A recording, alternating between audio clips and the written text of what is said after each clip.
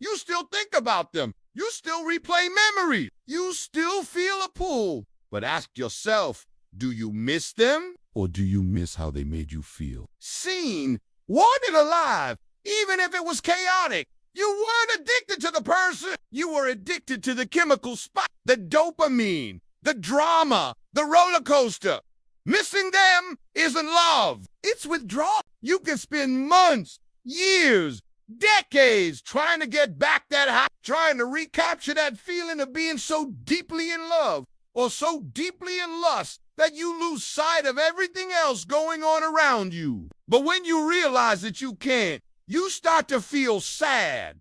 And that feeling, my friend, is not love. That is withdrawal. Let me say this again because it bears repeating. You can spend months, years, decades trying to get back that high, trying to recapture that feeling of being so deeply in love or so deeply in lust that you lose sight of everything else going on around you. But when you realize that you can't, you start to feel sad. And that feeling, my friend, is not love. That is what I know this because I've been there. I spent over 20 years searching for that feeling, chasing after that high, trying to find someone who could make me feel that way again. The problem is that I didn't know what I was chasing. I didn't understand what it was that I really wanted. So I just kept running from one relationship to the next, thinking that each time it would be different, that finally I would get what I was looking for. But I never did. And then I realized why.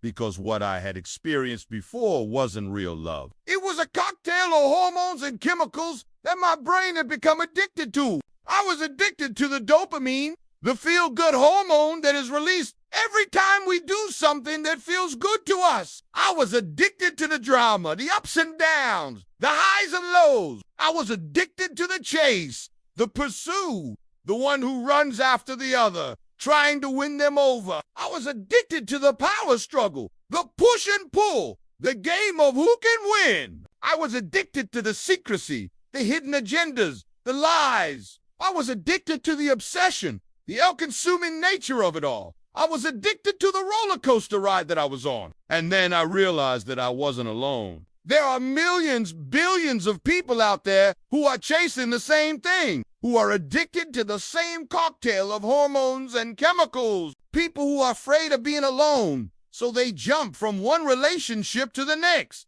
never really invested in anything real. But here's the good news. You can stop chasing. You can stop running.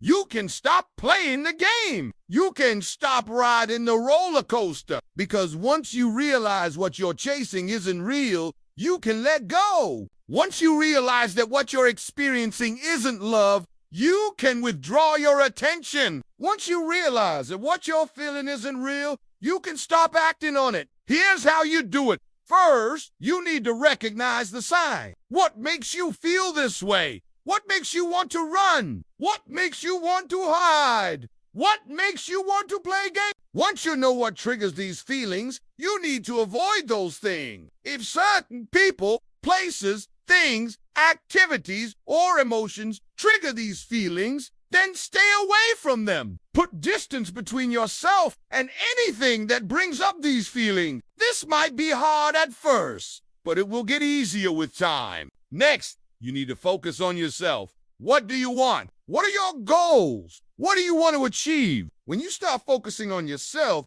you'll start feeling good about yourself. You'll start believing in yourself. You'll start seeing your own worth. And when you do that, you won't settle for less. You won't waste your time chasing after people who don't value you. Then you need to be patient. Don't rush into anything. Take your time. Enjoy the journey. Don't worry about getting to the destination.